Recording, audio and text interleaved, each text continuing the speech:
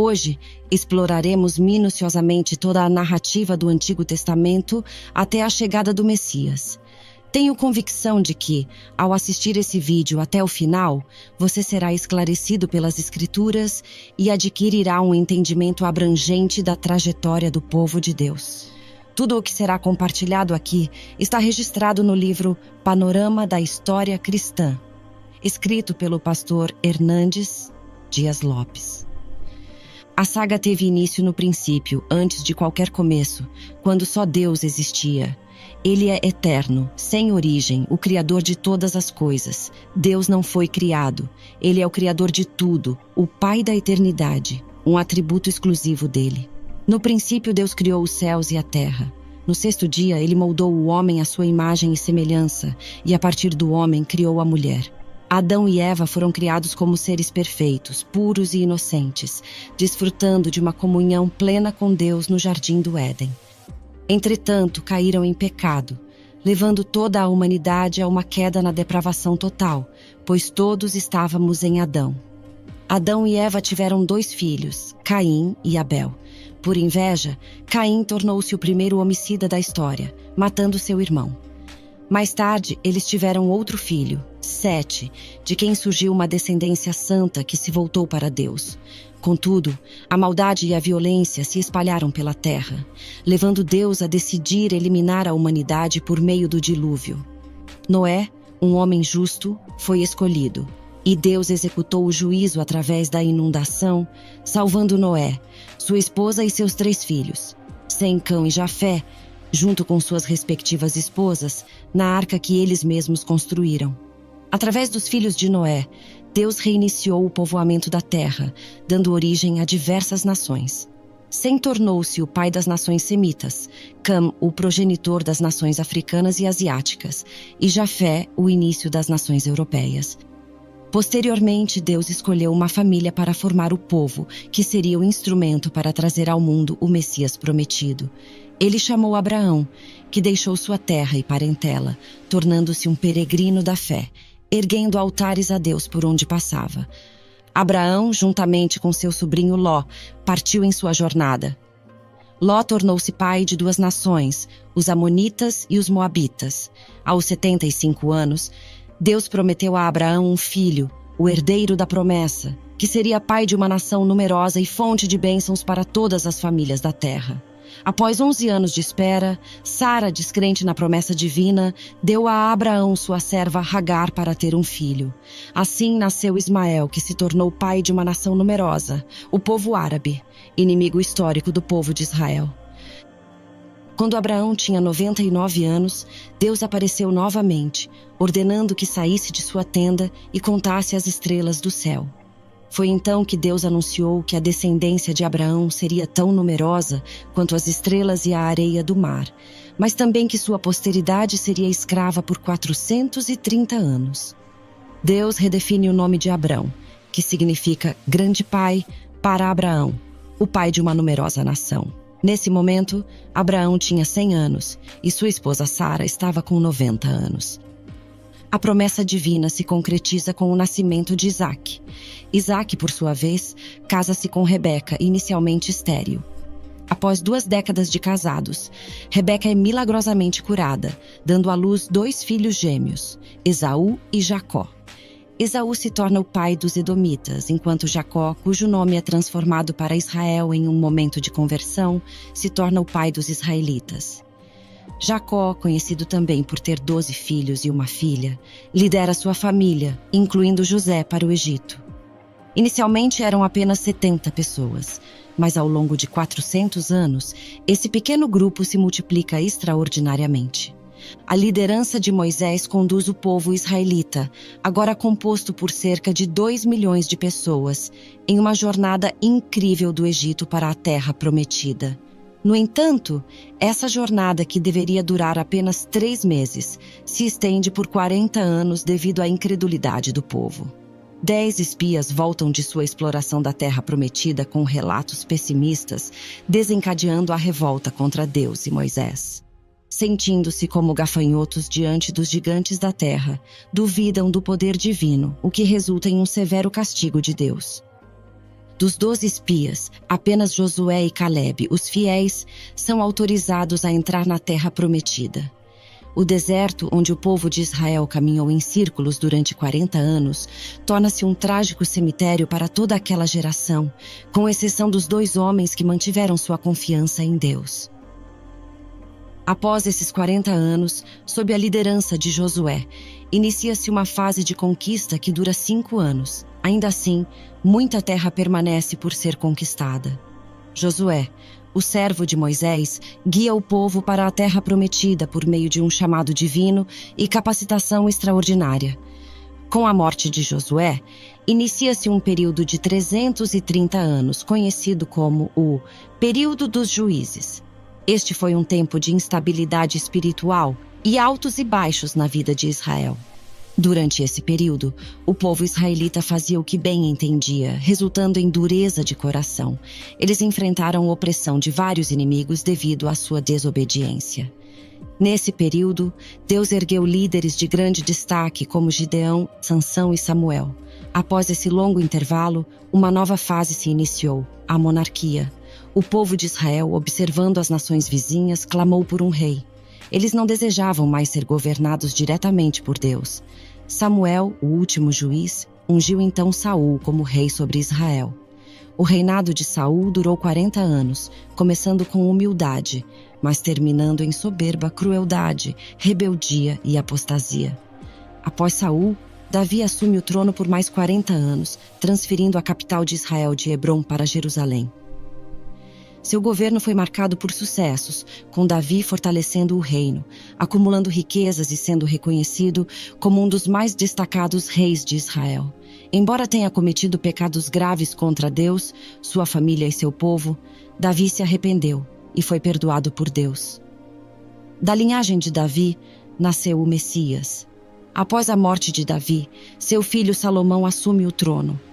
Salomão, conhecido por sua busca por sabedoria, construiu o Templo de Jerusalém e desfrutou de um governo pacífico. No entanto, suas muitas esposas levaram seu coração à corrupção, e somente na velhice Salomão se voltou novamente para Deus, arrependendo-se de seus erros. Esses 120 anos formaram o Reino Unido, mas cada reinado teve suas quedas. Saul caiu nas armadilhas da feitiçaria, Davi no laço do adultério e Salomão nas garras da idolatria. Deus atendeu ao desejo do povo de ter reis, mas as consequências dessa escolha imprudente não foram ignoradas. Após a morte de Salomão, o reino foi dividido, pois seu filho Roboão recusou-se a atender ao clamor do povo por alívio nos impostos abusivos. As extravagâncias do governo salomônico eram mantidas às custas dos trabalhadores, que se rebelaram na transição de governo. 10 das 12 tribos conspiraram contra Roboão, seguindo um novo líder, Jeroboão, formando assim o Reino do Norte, com Samaria como sua capital. Este Reino do Norte durou 209 anos, com 19 reis de 8 dinastias diferentes, nenhum dos quais foi piedoso. Todos se desviaram de Deus, seguindo os caminhos iniciados por Jeroboão. Este, por sua vez, instrumentalizou a religião por motivos políticos, construindo templos e instalando bezerros de ouro em Betel, Gilgal e Berseba, desviando o povo da adoração a Deus em Jerusalém. Os 19 reis do Reino do Norte seguiram um caminho de impiedade e perversidade. Nenhum deles buscou a Deus.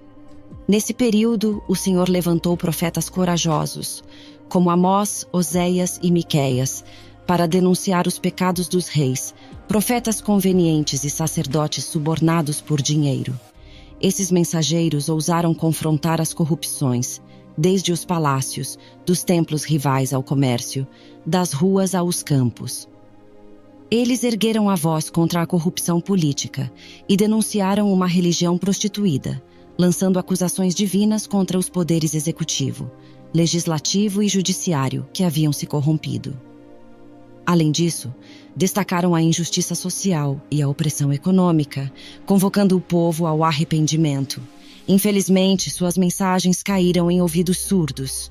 No reinado de Acabe, através de sua esposa Jezabel, disseminou-se em Israel a perniciosa crença em Baal, o deus cananeu da prosperidade. Deus então levantou o profeta Elias para desmascarar essa divindade pagã e desacreditar o ídolo abominável. Posteriormente, Deus chamou Eliseu para suceder Elias e realizar um ministério prodigioso. No entanto, devido à resistência de Israel à voz de Deus, o Senhor utilizou a linguagem da vara, trazendo a Assíria contra a nação. A Assíria, um império expansionista e sanguinário, foi usada como instrumento da ira divina, levando o povo do norte para o cativeiro. A Assíria, após conquistar Israel, enviou uma mistura de outros povos para formar uma população híbrida chamada samaritanos, que se tornou inimiga de Judá.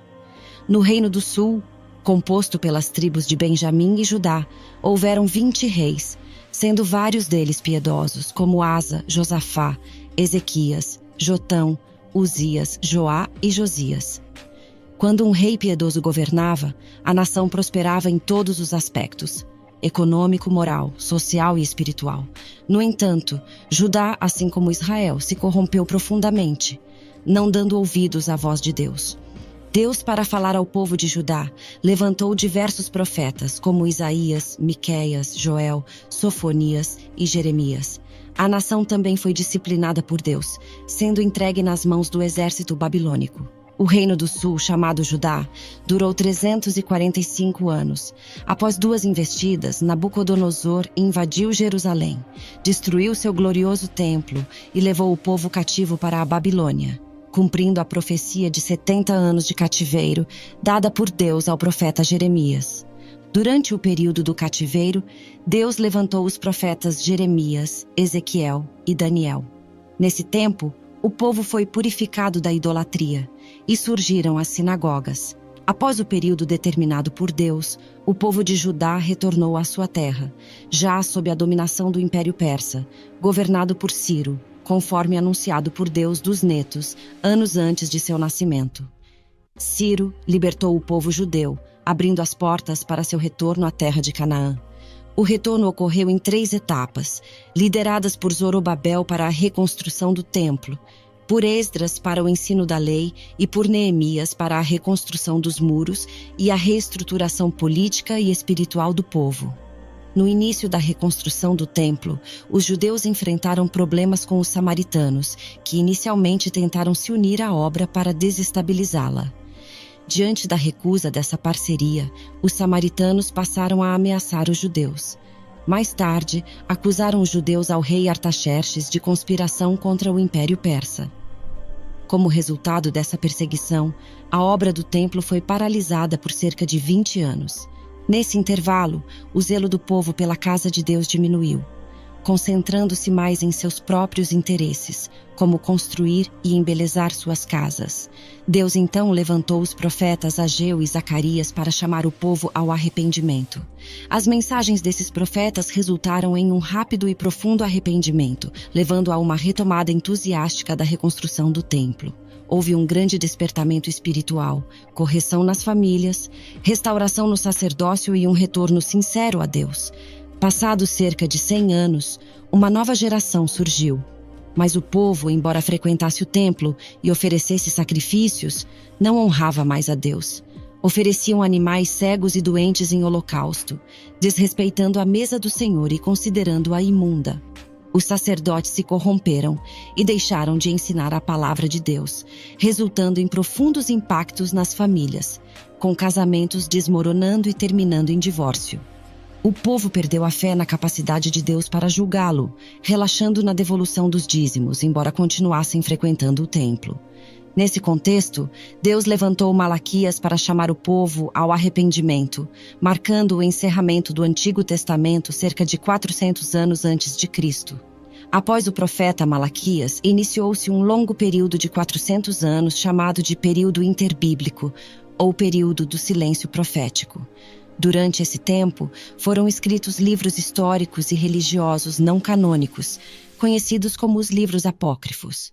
Além disso, o Antigo Testamento foi traduzido do hebraico para o grego, resultando na famosa Septuaginta. O Império Persa cedeu lugar ao Império Grego, liderado por Alexandre, o Grande, que expandiu poderosamente seu império, disseminando a cultura helenística e a língua grega. Esse desenvolvimento tornou-se crucial mais tarde para a rápida e sem fronteiras divulgação do Evangelho.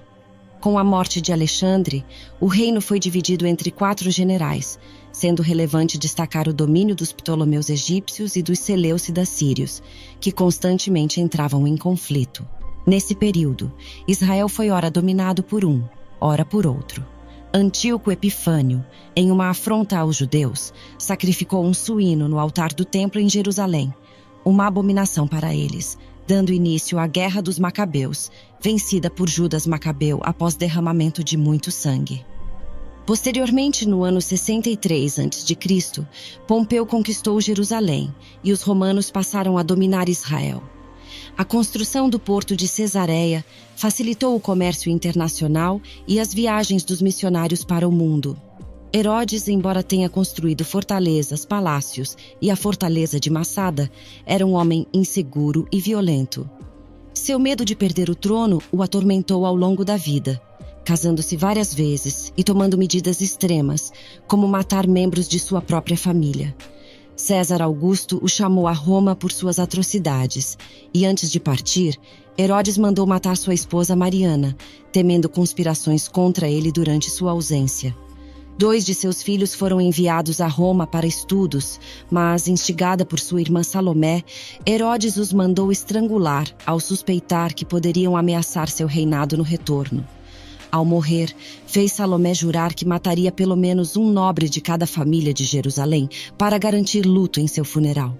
Esse foi o homem alarmado pela notícia dos magos sobre o nascimento de um menino em Belém da Judéia para ser o rei de Israel. Após a morte de Herodes, por volta do ano 4 a.C., seu reino foi dividido entre 4 de seus filhos.